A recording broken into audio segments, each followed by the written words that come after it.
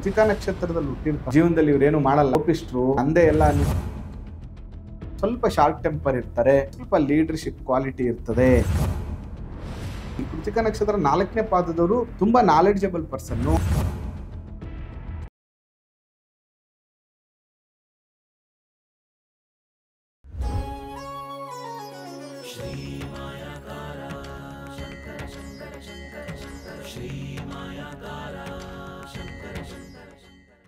ಶ್ರೀ ಗುರುಭ್ಯೋ ನಮಃ.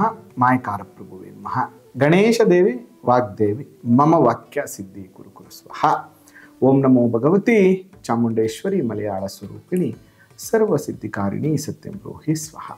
ಆರಾಧ್ಯ ದೈವನಾಗಿರುವಂಥ ಮಲೆ ಮಾದೇಶ್ವರನ ಮನದಲ್ಲಿ ನೆನೆಯುತ್ತಾ ವಿದ್ಯಾಗುರುಗಳ ತಂದೆ ತಾಯಿಯ ಪಾದಾರವಿಂದಗಳಿಗೆ ನಮಸ್ಕಾರವನ್ನು ಮಾಡ್ತಾ ಜಗದ್ಗುರು ಪಂಚಾಚಾರ್ಯರನ್ನ ಬಸವಾದಿ ಶರಣರನ್ನ ಮನದಲ್ಲಿ ನೆನೆಯುತ್ತಾ ನನ್ನೆಲ್ಲ ಪ್ರೀತಿಯ ಮಾಯಕಾರ ಟಿವಿ ವೀಕ್ಷಕ ಬಂಧುಗಳ ಅಂತರಾತ್ಮಗಳಿಗೆ ನಿಮ್ಮ ಮುಗುರು ಮಧು ದೀಕ್ಷಿತ್ ಮಾಡುವಂತಹ ಪರಿಪೂರ್ಣವಾದಂಥ ನಮಸ್ಕಾರಗಳು. ಹೇಗಿದ್ರಿ? ಎಲ್ಲ ಚೆನ್ನಾಗಿದ್ರಿ ಅಂತ ಭಾವಿಸ್ತೇನೆ. ಇವತ್ತು ನಿಮಗೆ ಈ ಕೃತಿಕಾ ನಕ್ಷತ್ರದಲ್ಲಿ ಹುಟ್ಟಿರುವಂಥವರ ಸೀಕ್ರೆಟ್ಸ್ ಏನು, ಕೃತಿಕಾ ನಕ್ಷತ್ರದ ಫಲಾಫಲಗಳೇನು, ಅದರ ವಿಚಾರದ ಬಗ್ಗೆ ಇವತ್ತು ಚರ್ಚೆ ಮಾಡೋಣ. ಇನ್ನು ಯಾರೆಲ್ಲ ನಮ್ಮ ಚಾನಲ್ನ ಸಬ್ಸ್ಕ್ರೈಬ್ ಆಗಿಲ್ಲ, ಸಬ್ಸ್ಕ್ರೈಬ್ ಆಗಿ ಫಾಲೋ ಮಾಡಿ ಮತ್ತು ಸಪೋರ್ಟ್ ಮಾಡಿ ಅಂತ ಹೇಳ್ತಾ, ನೋಡಿ, ಮೊದಲನೇದಾಗಿ ಈ ಕೃತಿಕಾ ನಕ್ಷತ್ರಕ್ಕೆ ಬಹಳ ವಿಶೇಷವಾಗಿ ಅಗ್ನಿದೇವ, ನೀವು ಗೊತ್ತಿರಬೇಕು, ಅಗ್ನಿದೇವ ಅವನು ಈ ನಕ್ಷತ್ರದ ದೇವತೆ ಬಂದು ಅಗ್ನಿದೇವ. ನೋಡಿ, 2 ಮುಖ 4 ಕೈಗಳು, ಕೆಂಬಣ್ಣ ಹೊಂದಿರುವಂತಹ Agnideva. It is very sportive. ಅಂದರೆ ಅಗ್ನಿ ಅಂದ್ರೇನೆ ಯಾವಾಗಲೂ ಕೂಡ ಜ್ವಾಲೆಯನ್ನ ಹೊಂದಿರುವಂಥದ್ದು. ಅಂದರೆ ಸಾಮಾನ್ಯ ಈ ಕೃತಿಕಾ ನಕ್ಷತ್ರದಲ್ಲಿ ಹುಟ್ಟಿರೋಂಥವ್ರಿಗೆ ಈ ಅಗ್ನಿ ಸ್ವರೂಪದ ಗುಣಧರ್ಮಗಳು ಅಂತ. ಸ್ವಲ್ಪ ಶಾರ್ಟ್ ಟೆಂಪರ್ ಇರ್ತಾರೆ, ಬೇಗ ಡಿಸಿಷನ್ ತಗೋತಾರೆ, ಸ್ವಲ್ಪ ಲೀಡರ್ಶಿಪ್ ಕ್ವಾಲಿಟಿ ಇರ್ತದೆ ಅನ್ನುವಂಥದ್ದು. ಇನ್ನು ಕೃತಿಕಾ ನಕ್ಷತ್ರ ಆಕಾಶ ತತ್ವವನ್ನು ಇಂಡಿಕೇಟ್ ಮಾಡುತ್ತೆ. ಆಕಾಶ ತತ್ವ ಯಾವಾಗ ಬರ್ತದೆ ಜೀವನದಲ್ಲಿ ಅಂದರೆ ಆಕಾಶ ತತ್ವ ಇಟ್ ಇಸ್ ಎ ಇಂಟ್ಯೂಷನ್. ಅದಕ್ಕೆ ನೋಡಿ, ಯಾರೆಲ್ಲ ಈ ಕೃತಿಕಾ ನಕ್ಷತ್ರದಲ್ಲಿ ಹುಟ್ಟಿರ್ತಾರೋ ಆ ನಕ್ಷತ್ರದವರು ಈ 40 ಇಯರ್ಸ್ ಆಗೋವ್ರಿಗೂ ಕೂಡ ಮೊಂಡ್ರು, ಜೀವನದಲ್ಲಿ ಇವರೇನು ಮಾಡಲ್ಲ, ಆರೋಗ್ಯನ್ಸ್ ಜಾಸ್ತಿ, ಕೋಪಿಷ್ಟ್ರು, ಮತ್ತು ನಂದೇ ಎಲ್ಲ ಅನ್ನುವಂಥ ಥರದಲ್ಲಿ ಇರ್ತಾರೆ ಅನ್ನುವಂತಹ ಭಾವನೆಗಳು ಇರ್ತದೆ. ಆದರೆ ಆಫ್ಟರ್ 40 ವೇದಾಂತ ಮಾತನಾಡುವಂಥದ್ದು, ಸ್ಪಿರಿಚುಯಾಲಿಟಿ ಜಾಸ್ತಿ ಆಗುವಂಥದ್ದು ಮತ್ತು ಧಾರ್ಮಿಕ ಮನೋಭಾವ ಬರುವಂಥದ್ದು ಜಾಸ್ತಿ ಆಗ್ತದೆ. ಯಾಕಂದರೆ ಇವರು ಹುಟ್ಟಿರುವಂಥದ್ದು ಪಂಚತತ್ವ ಇರುವಂತಹ ನಕ್ಷತ್ರಗಳಲ್ಲಿ, ಅಂದರೆ ಆಕಾಶ ತತ್ವ ಇರುವಂತಹ ನಕ್ಷತ್ರದಲ್ಲಿ ಜನನಾಗಿರುವುದರಿಂದ ಈ ರೀತಿಯ ಗುಣಧರ್ಮಗಳಿರ್ತದೆ. ಯಾರನ್ನ ಪೂಜೆ ಮಾಡು, ಯಾವ ದೇವತೆಯನ್ನು ನೀವು ಪೂಜೆ ಮಾಡಬೇಕು ಅಂದರೆ ಬಹಳ ಮುಖ್ಯವಾಗಿ ಈ ನಕ್ಷತ್ರದಲ್ಲಿ ನೋಡಿ ಎಷ್ಟು ಚೆನ್ನಾಗಿದೆ. ದೇವಸೇನಾಧಿಪತಿ ಆಗಿರುವಂಥ ಸುಬ್ರಹ್ಮಣ್ಯ ಸ್ವಾಮಿ ಇದೇ ನಕ್ಷತ್ರದಲ್ಲಿ ಜನನಾಗಿರುವಂಥದ್ದು. ಕಾಶ್ಯಪ ಮಹರ್ಷಿಗಳು ಇದೇ ನಕ್ಷತ್ರಗಳಲ್ಲಿ ಜನನಾಗಿರುವಂಥದ್ದು. ಮತ್ತು ಗುರುನಾನಕರು ಕೂಡ ಇದೇ ನಕ್ಷತ್ರದಲ್ಲಿ ಜನನಾಗಿರುವಂಥದ್ದು. ಅದರಿಂದ ಇಟ್ ಇಸ್ ಎ ಸ್ಪಿರಿಚುವಲ್ ನಕ್ಷತ್ರ ಮತ್ತು ತುಂಬ ನಾಲೆಡ್ಜ್, ತುಂಬ ಜ್ಞಾನ ಇರುವಂತಹ ನಕ್ಷತ್ರ ಅಂತ ಹೇಳಿದ್ರು ಕೂಡ ತಪ್ಪಾಗ್ಲಿಕ್ಕಿಲ್ಲ. ನಿಮ್ಮ ಮನೇಲಿ ಯಾವುದೇ ಪೂಜೆ ಕೈಂಕಾರ್ಯಗಳನ್ನು ಮಾಡಿದ್ರು ಕೂಡ ಓಮದ ಸ್ವರೂಪದಲ್ಲಿ, ಅಂದರೆ ಹೋಮ ಮಾಡೋದ್ರ ಮುಖಾಂತರ ನೀವು ಆ ಸ್ವಾಮಿಗೆ ಫಲವನ್ನು ಕೊಡೋದ್ರಿಂದ, ಯಾಕಂದರೆ ಅಗ್ನಿದೇವ ಈ ನಕ್ಷತ್ರಾಧಿಪತಿ ಆಗಿರೋದ್ರಿಂದ ನೀವು ಅಗ್ನಿಯನ್ನು ಅಗ್ನಿ ಮುಖಾಂತರ ದೇವರನ್ನ ಪೂಜೆ ಮಾಡೋದ್ರಿಂದ ನಿಮಗೆ ಬೇಗ ರಿಸಲ್ಟ್ ಸಿಗುತ್ತೆ. ಇನ್ನು ಈ ಸುಬ್ರಹ್ಮಣ್ಯ ಸ್ವಾಮಿಗೆ, ಈ ನಕ್ಷತ್ರದಲ್ಲಿ ಹುಟ್ಟಿರೋರು ಸುಬ್ರಹ್ಮಣ್ಯ ಸ್ವಾಮಿಗೆ ಪೂಜೆ ಮಾಡುವಂಥದ್ದು ಭಾನುವಾರ ವಿಶೇಷವಾಗಿ ಅಥವಾ ಮಂಗಳವಾರದ ದಿನ ಈ ಸುಬ್ರಹ್ಮಣ್ಯನಿಗೆ ವಿಶೇಷ ಪೂಜೆಯನ್ನು ಮಾಡುವಂಥದ್ದು, ಜೊತೆಗೆ ಮೊಸರನ್ನವನ್ನು ನೈವೇದ್ಯ ಮಾಡುವಂಥದ್ದು ತುಂಬ ಶ್ರೇಷ್ಠವಾಗಿರುವಂಥದ್ದು. ಇನ್ನು ಅದೃಷ್ಟದ ಸಂಖ್ಯೆ ಯಾವುದಪ್ಪ ಇವ್ರಿಗೆ ಅಂದರೆ 169, 169. It's A lucky number. ಯಾರೆಲ್ಲ ಕೃತಿಕಾ ನಕ್ಷತ್ರದಲ್ಲಿ ಹುಟ್ಟಿರ್ತಾರೋ ಅಂಥವ್ರಿಗೆ 169 ಅದೃಷ್ಟವನ್ನು ತಂದು ಕೊಡುತ್ತೆ. ಅದರ ಜೊತೆಗೆ ಶುಭವಾದ ದಿಕ್ಕು ಈ ಕೃತಿಕಾ ನಕ್ಷತ್ರದವ್ರಿಗೆ ಯಾವುದು ಅಂತಂದರೆ ಪೂರ್ವ ದಿಕ್ಕು ಅತ್ಯಂತ ಶ್ರೇಷ್ಠ. ಅದರಲ್ಲಿ ಕೃತಿಕಾ ನಕ್ಷತ್ರ 1ನೇ ಪಾದದಲ್ಲಿ ಹುಟ್ಟಿರುವಂಥವ್ರಿಗೆ ಪೂರ್ವ ದಿಕ್ಕಾದರೆ, ಕೃತಿಕಾ ನಕ್ಷತ್ರ 2, 3, 4ನೇ ಪಾದದಲ್ಲಿ ಹುಟ್ಟಿರುವಂಥವ್ರಿಗೆ ದಕ್ಷಿಣ ಅತ್ಯಂತ ಶುಭ ಫಲವನ್ನು ಕೊಡ್ತದೆ. ಇದರ ಪ್ರಕಾರವಾಗಿ ಕೂಡ ನೀವು ನಿಮ್ಮ ಯಾವುದೇ ಬಿಸ್ನೆಸ್ಸು, ವ್ಯವಹಾರ, ಮನೆ ನಿರ್ಮಾಣ ಸಂದರ್ಭದಲ್ಲಿ ದಿಕ್ಕುಗಳನ್ನು ಪರಿಗಣನೆಗೆ ತಗೋಬೋದು. ಹಾಗಾದರೆ ಲಕ್ಕಿ ಬಣ್ಣ ಯಾವುದು ಅಂತಂದರೆ ಶುಭ ಬಣ್ಣ ನಿಮಗೆ ಕುಂಕುಮ ಬಣ್ಣ ಮತ್ತು ಕೆಂಪು ಬಣ್ಣ ನಿಮ್ಗೆ ಅತ್ಯಂತ ಶುಭವಾಗಿರುವಂತಹ ಫಲವನ್ನು ಕೊಡ್ತದೆ. ಅಂದ್ಬಿಟ್ಟು ಜಾಸ್ತಿ ಬಳಸಬೇಡಿ, ಇನ್ನೂ ಕೋಪ ಜಾಸ್ತಿ ಆಗ್ತದೆ. ಬಟ್ ಅದು ನಿಮಗೆ ಒಳ್ಳೆ ಕಂಫರ್ಟ್ ಝೋನನ್ನು ಕೊಡುತ್ತೆ ಆ ಬಣ್ಣ ಹಾಕೊಂಡಾಗ. ಇನ್ನು ಅದೃಷ್ಟದ ವಾರಗಳು ಯಾವುದಪ್ಪ ನಿಮಗೆ ಅಂದರೆ ಭಾನುವಾರ ಮತ್ತು ಗುರುವಾರ ಈ ನಕ್ಷತ್ರದಲ್ಲಿ, ಎಸ್ಪೆಷಲಿ ಈ ಕೃತಿಕಾ ನಕ್ಷತ್ರದಲ್ಲಿ ಯಾರೆಲ್ಲ ಹುಟ್ಟಿರ್ತೀರಲ್ಲ, ನಿಮಗೆ ಅದೃಷ್ಟವಾದಂತಹ ವಾರ ಯಾವುದು ಅಂದರೆ ಭಾನುವಾರ ಮತ್ತು ಗುರುವಾರ ನಿಮಗೆ ಶುಭ ಫಲವನ್ನು ಕೊಡ್ತದೆ. ನೀವು ಯಾವುದೇ ಒಂದು ಪ್ರಮುಖವಾದ ನಿರ್ಧಾರಗಳನ್ನು ತಗೋಬೇಕು, ಮನೆಯಲ್ಲಿ ಶುಭ ಕಾರ್ಯ ಮಾಡಬೇಕು, ಗೃಹ ಪ್ರವೇಶ ಮಾಡಬೇಕು, ಭೂಮಿ ಪೂಜೆ ಮಾಡಬೇಕು, ಮದುವೆ ಮಾಡ್ಕೋಬೇಕು, ಈ ಥರದ್ದೇನೇ ಇವೆಂಟ್ಸ್ಗಳಿದ್ರು ಕೂಡ ನೀವು ಭಾನುವಾರ ಗುರುವಾರ ನೀವು ಮಾಡ್ಕೋಬೋದು. ಮತ್ತು ಅದೃಷ್ಟ ರತ್ನ ನಿಮಗೆ ಯಾವುದು ಅಂತಂದರೆ ಮಾಣಿಕ್ಯ ಹಾಕೊಳ್ಳೋದ್ರಿಂದ ಕೂಡ ನಿಮಗೆ ಅತ್ಯಂತ ಶುಭ ಫಲಗಳು ನಿಮಗೆ ಪ್ರಾಪ್ತಿ ಆಗ್ತದೆ. ಮಾಣಿಕ್ಯ ಬಹಳ ವಿಶೇಷವಾದಂತಹ ಫಲ ಕೊಡ್ತದೆ.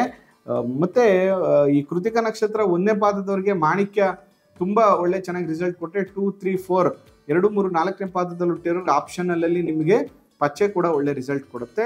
ಆದರೆ ಯಾವುದೇ ಕಾರಣಕ್ಕೂ ಕೃತಿಕಾ ನಕ್ಷತ್ರ 1ನೇ ಪಾದದಲ್ಲಿ ಹುಟ್ಟಿರುವಂಥವ್ರು ಯಾವುದೇ ಕಾರಣಕ್ಕೂ ಪಚ್ಚೆ ಹಾಕೋಬಾರ್ದು, ನೆಗೆಟಿವ್ ಆಗಿಬಿಡುತ್ತೆ. ಅದು ನ್ಯೂರೋ ಪ್ರಾಬ್ಲಮ್ ಬಂದ್ಬಿಡುತ್ತೆ. ಮತ್ತು ಬುದ್ಧಿ, ವಿವೇಕ, ಜ್ಞಾನ ಅಂತ ಏನು ಹೇಳ್ತೀವಿ ಅದೆಲ್ಲವೂ ಕೂಡ ಪ್ರಾಬ್ಲಮ್ಗಳಲ್ಲಿ ಶುರುವಾಗುತ್ತೆ. ಇನ್ನೊಬ್ಬರ ಮೇಲೆ ಡಿಪೆಂಡೆನ್ಸಿ ಆಗಲಿಕ್ಕೆ ಪ್ರಾರಂಭ ಮಾಡಿಬಿಡ್ತೀರಿ. ಅದಕ್ಕೋಸ್ಕರ ಬೇಡ. ಮತ್ತು ಅದೃಷ್ಟದ ಲೋಹ ಈ ಕೃತಿಕಾ ನಕ್ಷತ್ರ 1ನೇ ಪಾದದಲ್ಲಿ 2 ಅಥವಾ 3, 4 ಯಾವುದೇ ಪಾದದಲ್ಲಿ ಹುಟ್ಟಿರಿ. ಕೃತಿಕಾ ನಕ್ಷತ್ರದಲ್ಲಿ ಹುಟ್ಟಿರುವಂಥವ್ರಿಗೆ ಚಿನ್ನ ಇಸ್ ವೆರಿ ಗುಡ್ ಮೆಟಲ್. ನೀವು ಮೆಟಲಲ್ಲಿ ಬೆಳ್ಳಿ ಬಳಸ್ಬೇಕಾ ಚಿನ್ನ ಬಳಸ್ಬೇಕಂದ್ರೆ ಚಿನ್ನ, ನಾನು ಯಾವಾಗಲೂ ಏನು ಹೇಳ್ತೀನಿ ಅಂದರೆ ಒಂದು ಚಿಕ್ಕ ರಿಂಗ್ ಆದರೂ ಕೂಡ ಈ ಕೃತಿಕಾ ನಕ್ಷತ್ರದಲ್ಲಿ ಹುಟ್ಟಿರುವಂಥವ್ರು ಧರಿಸಿ, ಅದು ನಿಮಗೆ ಅದೃಷ್ಟವನ್ನು ತಂದು ಕೊಡುತ್ತೆ. ಅದರ ಜೊತೆಗೆ ಓವರ್ ಆಲ್ ಈ ಕೃತಿಕಾ ನಕ್ಷತ್ರದಲ್ಲಿ ಹುಟ್ಟಿರುವಂಥವ್ರಿಗೆ ಪೂರ್ಣಾಯಸ್ಸು ಅಂತಿದೆ. ಆಲ್ಮೋಸ್ಟ್ 80 ಇಯರ್ಸ್, 80 ವರ್ಷದವರೆಗೂ ಕೂಡ ಇವರಿಗೆ ಪೂರ್ಣಾಯುಷ್ಯನ್ನ ಕೊಟ್ಟಿರುವಂಥದ್ದು. ಅದರ ಜೊತೆಗೆ ಈ ಕೃತಿಕಾ ನಕ್ಷತ್ರದಲ್ಲಿ 1ನೇ ಪಾದದಲ್ಲಿ ಹುಟ್ಟಿರುವಂಥವರು ಸ್ವಲ್ಪ ಅಗ್ರೆಷನ್ ಜಾಸ್ತಿ ಇರ್ತದೆ, ಲೀಡರ್ಶಿಪ್ ಕ್ವಾಲಿಟಿ ಇರ್ತದೆ, ಚಂಚಲ ಮನೋಭಾವ ಹೊಂದಿರ್ತಾರೆ. ಇನ್ನು 2ನೇ ಪಾದದಲ್ಲಿ ಹುಟ್ಟಿರುವಂಥವರು ಪ್ರಮುಖವಾಗಿ ಅವರಿಗೆ ಹಾರ್ಡ್ ವರ್ಕ್ ಜಾಸ್ತಿ ಮಾಡ್ತಾರೆ ಮತ್ತು ಸೇವಕವಾಗಿ ಕೆಲಸ ಮಾಡ್ತಾರೆ ಮತ್ತು ಸ್ವಲ್ಪ ಪ್ರಾಮಾಣಿಕವಾಗಿ ಕೆಲಸ ಮಾಡ್ತಾರೆ. ಪರಿಶ್ರಮವನ್ನು ಜಾಸ್ತಿ ಪಡುವಂಥ ಗುಣಧರ್ಮಗಳು ಇವರು ಹೊಂದಿರ್ತಾರೆ. ಇನ್ನು ಕೃತಿಕಾ ನಕ್ಷತ್ರ 3ನೇ ಪಾದದಲ್ಲಿ ಹುಟ್ಟಿರುವಂಥವರು ಸ್ವಲ್ಪ ಸ್ಮಾರ್ಟ್ ವರ್ಕ್ ಜಾಸ್ತಿ ಮಾಡುವಂಥದ್ದು, ಬುದ್ಧಿಶಕ್ತಿಯನ್ನು ಜಾಸ್ತಿ ಇವರು ಯೂಸ್ ಮಾಡ್ತಾರೆ. ಈ ಕೃತಿಕಾ ನಕ್ಷತ್ರ 4ನೇ ಪಾದದವರು ತುಂಬ ಪಾಂಡಿತ್ಯ ಹೊಂದಿರುವಂಥವ್ರು, ತುಂಬ ನಾಲೆಡ್ಜಬಲ್ ಪರ್ಸನ್ನು ಮತ್ತು ತುಂಬ ಚೆನ್ನಾಗಿ ಬೋಧನೆಯನ್ನು ಮಾಡುವಂಥದ್ದು, ಗುರುಸ್ಥಾನದಲ್ಲಿ ಇರುವಂಥವ್ರು, ಇವರು ಸ್ಪಿರಿಚುವಲ್ ಆಗಿರುವಂಥವ್ರು, ಟೀಚರ್ ಆಗಿರುವಂಥವ್ರಿಗೆ ಇದು ಅಂದರೆ ಆ ಥರದ ಮನೋಭಾವ, ಆ ಥರದ ಗುಣಧರ್ಮಗಳು ಇವರಲ್ಲಿ ಜಾಸ್ತಿ ಇರ್ತದೆ ಅಂತ ಕೂಡ ನಾವು ತಿಳ್ಕೊಬೋದು. ಇನ್ನು ಪ್ರಮುಖವಾಗಿ ಕೆಲವು ಕಂಟಕಗಳು, ಕೆಲವು ಆರೋಗ್ಯದ ಸಮಸ್ಯೆಗಳನ್ನು ಕೂಡ ನಾವು ಇಲ್ಲಿ ಕಾಣಬೇಕಾಗ್ತದೆ. ನೋಡಿ, ಮಗು ಹುಟ್ಟಿದ 1ನೇ ವರ್ಷದಲ್ಲಿ ಸ್ವಲ್ಪ ಪ್ರಾಬ್ಲಮ್ಸ್ಗಳನ್ನು ನಾವು ಕಾಣಬೇಕಾಗತ್ತೆ. ಈ ನಕ್ಷತ್ರದವರು ಯಾರಾದ್ರೂ ಈ ಕೃತಿಕಾ ನಕ್ಷತ್ರ 3 ಮತ್ತು 4ನೇ ಪಾದದಲ್ಲಿ ಹುಟ್ಟಿದ್ರೆ ಆ ಮಗುವಿಗೆ ಆರೋಗ್ಯದ ಸಮಸ್ಯೆ ಬರುತ್ತೆ ಮತ್ತು ಅವ್ರ ತಂದೆ ತಾಯಿಗೆ ಕೂಡ ಸ್ವಲ್ಪ ಸಮಸ್ಯೆಗಳು ಬರುತ್ತೆ ಜೀವನದಲ್ಲಿ. ಮಗುವಿಂದ ಅವ್ರಿಗೆ ಹಂಗಾಯ್ತು ಅಂತ ಅಲ್ಲ, ಮಗು ಹುಟ್ಟಿರುವ ಸಮಯ ಈ ರೀತಿ ಇಂಡಿಕೇಟ್ ಮಾಡ್ತಾ ಇದೆ ಅಂತ ತಗೋಬೇಕು. ಅದರಿಂದ ಈ ಕೃತಿಕಾ ನಕ್ಷತ್ರ 3ನೇ ಪಾದ ಮತ್ತು 4ನೇ ಪಾದದಲ್ಲಿ ಹುಟ್ಟಿರುವಂಥವ್ರು ನಕ್ಷತ್ರ ಶಾಂತಿಯನ್ನು ಮಾಡಿಸುವಂಥದ್ದು, ಗೋಧಿ ದಾನವನ್ನು ಮಾಡುವಂಥದ್ದು ಅತ್ಯಂತ ಶ್ರೇಷ್ಠ. ಜೊತೆಗೆ ಗ್ರಹ ಅಂತ ಬಂದಾಗ ನಾವು ಯಾವ ಗ್ರಹವನ್ನು ಆರಾಧಿಸಬೇಕು ಅಂತಂದ್ರೆ ಕೃತಿಕಾ ನಕ್ಷತ್ರದಲ್ಲಿ ಹುಟ್ಟಿರುವಂಥವ್ರು ಸೂರ್ಯಗ್ರಹವನ್ನು ಪೂಜೆ ಮಾಡಬೇಕು. ಸೂರ್ಯಗ್ರಹದ ಆರಾಧನೆಯನ್ನು ನೀವು ಮಾಡಬೇಕು. ಸೂರ್ಯಗ್ರಹಕ್ಕೆ ವಿಶೇಷವಾಗಿ ಭಾನುವಾರದ ದರ್ಶನವನ್ನು ಮಾಡುವಂಥದ್ದು, ಗೋಧಿ ದಾನವನ್ನು ಮಾಡುವಂಥದ್ದು, ಸೂರ್ಯನ ಮೂಲಮಂತ್ರ ಜಪ ಮಾಡುವಂಥದ್ದು ನಿಮಗೆ ಅತ್ಯಂತ ಶುಭ ಫಲವನ್ನು ಕೊಡ್ತದೆ. ನೋಡಿ, ಮಗು ಹುಟ್ಟಿದ 3ನೇ ತಿಂಗಳಲ್ಲಿ ಸ್ವಲ್ಪ ಜ್ವರ, ಶೀತ ಜ್ವರ ಅವ್ರಿಗೆ ಪೀಡಿಸುತ್ತೆ. 2ನೇ ವರ್ಷ ಕೂಡ ಬೀಳೋದು, ಪೆಟ್ಟು ಮಾಡ್ಕೊಳ್ಳೋದು ಅಥವಾ ಆರೋಗ್ಯದ ಸಮಸ್ಯೆಗಳು, ಫುಡ್ ಪಾಯ್ಸನ್ ಥರ ಪ್ರಾಬ್ಲಮ್ಸ್ಗಳು ಅವ್ರಿಗೆ ಆಗುತ್ತೆ. 5 ಮತ್ತು 7, 12ನೇ ವಯಸ್ಸಲ್ಲಿ ಕೂಡ ಶಸ್ತ್ರ ಭಯ ಅಂದರೆ ಯಾವುದಾದ್ರೂ ಆಯುಧದಿಂದ ಏಟ್ ಮಾಡ್ಕೊಳ್ಳೋದು, ಬಿದ್ದು ಏಟ್ ಮಾಡ್ಕೊಳ್ಳುವಂಥದ್ದು ಮತ್ತು ಜ್ವರ ಬಾಧೆ ಕಾಣಿಸುತ್ತೆ. 21ನೇ ವಯಸ್ಸಲ್ಲಿ ಇವ್ರಿಗೊಂದು ಅಪಮೃತ್ಯು ಭಯ ಬರುತ್ತೆ. ಯಾರೆಲ್ಲ ಕೃತಿಕಾ ನಕ್ಷತ್ರ 1, 2, 3, 4 ಯಾವುದೇ ಪಾದದಲ್ಲಿ ಹುಟ್ಟಿದ್ರು ಇವ್ರಿಗೆ 21ನೇ ವಯಸ್ಸಲ್ಲಿ ಒಂದು ಗಂಡಾಂತರ ಅಪಮೃತ್ಯು ಭಯ ಬರ್ತದೆ. ಮತ್ತು ಇನ್ನು 21ನೇ ವಯಸ್ಸು ದಾಟಿದ್ರೆ ಮಧ್ಯೆ ಸಣ್ಣ ಪುಟ್ಟದ್ದು ಮೇಜರ್ ಏನು ಇರೋದಿಲ್ಲ. ಆಲ್ಮೋಸ್ಟ್ 80 ಇಯರ್ಸ್ ಇವ್ರಿಗೆ ಪರಮಾಯುಷ್ಯ ಇವ್ರಿಗೆ ಇರ್ತದೆ. ಮತ್ತು ಇಲ್ಲಿ ಪ್ರಮುಖವಾಗಿ ಇವ್ರಿಗೆ ಆಫ್ಟರ್ 40 ಇಯರ್ಸ್ ಅದೃಷ್ಟದ ದಿನಗಳು ಅಂತ ಹೇಳಿದ್ರೆ ತಪ್ಪಾಗ್ಲಿಕ್ಕಿಲ್ಲ. ಆಫ್ಟರ್ 40 ಇವರು ಲೈಫಲ್ಲಿ ಚೆನ್ನಾಗಿ ಬರ್ತಾರೆ, ಚೆನ್ನಾಗಿ ಆಗ್ತಾರೆ. ನೋಡಿ, 1ನೇ ವರ್ಷ 4, 7, 10, 19, 28, 31, 36, 37, 40, 44, 46, 50, 55, 64 ಈ ವರ್ಷಗಳಿದೆಯಲ್ಲ, ನಾನು ಹೇಳಿದ ವರ್ಷಗಳು ಇವ್ರಿಗೆ ಅದೃಷ್ಟವನ್ನ, ಅಭಿವೃದ್ಧಿಯನ್ನು ಕೊಡುವಂತಹ ವರ್ಷಗಳು. ರಿಪೀಟೆಡ್ಲಿ ಈ ವಿಡಿಯೋವನ್ನು ಹಾಕೊಂಡು ಇದನ್ನು ಮಾರ್ಕ್ ಮಾಡಿ ಇಟ್ಕೊಳ್ಳಿ, ಇದು ತುಂಬ ಇಂಪಾರ್ಟೆಂಟು. ಜೊತೆಗೆ ಯಾರೆಲ್ಲ ನೀವು ಚಾನಲ್ ನೋಡ್ತಾ ಇದ್ದೀರಲ್ಲ, ನೀವು ಹೆಚ್ಚೆಚ್ಚು ಶೇರ್ ಮಾಡಿ, ಯಾಕಂದರೆ ಇದೆಲ್ಲರಿಗೂ ಕೂಡ ರೀಚ್ ಆಗಬೇಕು, ಒಳ್ಳೆ ವಿಚಾರಗಳು ಹೆಚ್ಚೆಚ್ಚು ಜನರಿಗೆ ರೀಚ್ ಆಗಬೇಕು. ಅದರ ಜೊತೆಗೆ ನೋಡಿ, ಯಾವುದೇ ತಿಂಗಳಲ್ಲಿ 1, 4, 10, 13, 19, 22, 28, 31 ಈ ಡೇಟ್ಸ್ಗಳು ಇವ್ರಿಗೆ ಅತ್ಯಂತ ಅದೃಷ್ಟವನ್ನು ತಂದುಕೊಡುತ್ತೆ. ಈ ಡೇಟ್ಗಳಲ್ಲಿ ಇವರು ಮುಖ್ಯವಾದ ಕೆಲಸಗಳನ್ನು ಮಾಡ್ಕೋಬೋದು, ಅನುಕೂಲ ಆಗುತ್ತೆ. ಜೊತೆಗೆ ಸಾಮಾನ್ಯವಾಗಿ ಈ ಕೃತಿಕಾ ನಕ್ಷತ್ರದಲ್ಲಿ ಹುಟ್ಟಿರುವಂಥವ್ರಿಗೆ ಶನಿ ದಶೆ ಶನಿ ಭುಕ್ತಿ, ಶನಿ ದಶೆ ಬುಧ ಭುಕ್ತಿ, ಶನಿ ದಶೆ ಶುಕ್ರ ಭುಕ್ತಿ, ಶನಿ ದಶೆ ರಾಹು ಕೇತು ಭುಕ್ತಿಯಲ್ಲಿ ಸ್ವಲ್ಪ ಪ್ರಾಬ್ಲಮ್ಸ್ಗಳನ್ನು ಇವರು ಅನುಭವಿಸ್ಬೇಕಾಗ್ತದೆ. ಮತ್ತು ಈ ಶನಿ ದಶೆ ಕೇತು ರಾಹು ದಶೆ ಇವ್ರಿಗೆ ಅಷ್ಟೊಂದು ಫೇವರೇಬಲ್ ಅಲ್ಲ. ರಾಹು ಹುಚ್ಚನಾಗಿದ್ದರೆ ಓಕೆ, ಇಲ್ಲಾಂದರೆ ಅದು ಅಷ್ಟೊಂದು ಫೇವರೇಬಲ್ ಆಗಿರೋದಿಲ್ಲ. ಮತ್ತು ಈ ಕೃತಿಕಾ ನಕ್ಷತ್ರದಲ್ಲಿ ಹುಟ್ಟಿರೋರಿಗೆ ಶುಕ್ರ ದಶೆ ಕೂಡ ಏನು ಅಂತ ಅದ್ಭುತವಾದ ರಿಸಲ್ಟನ್ನು ಕೊಡಲ್ಲ, ಇಟ್ಸ್ ಎ ನ್ಯೂಟ್ರಲ್ ಆಗಿರ್ತದೆ. ಅದರ್ವೈಸ್ ಮಿಕ್ಕಂತೆಲ್ಲ ದಶಾಭುಕ್ತಿಗಳು ಇವ್ರಿಗೆ ಒಳ್ಳೆಯದಾಗ್ತದೆ ಅಂತ ಹೇಳ್ತಾ, ಇದು ಕೃತಿಕಾ ನಕ್ಷತ್ರಕ್ಕೆ ಸಂಬಂಧಪಟ್ಟಂಥ ಒಂದಷ್ಟು ಸೀಕ್ರೆಟ್ಸು.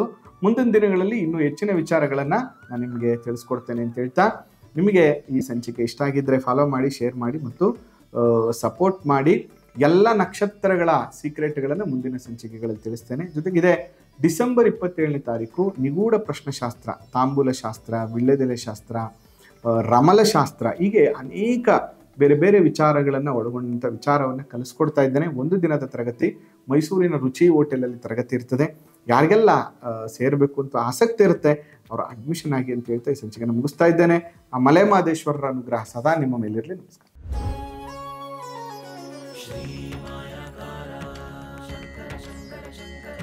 ಶ್ರೀ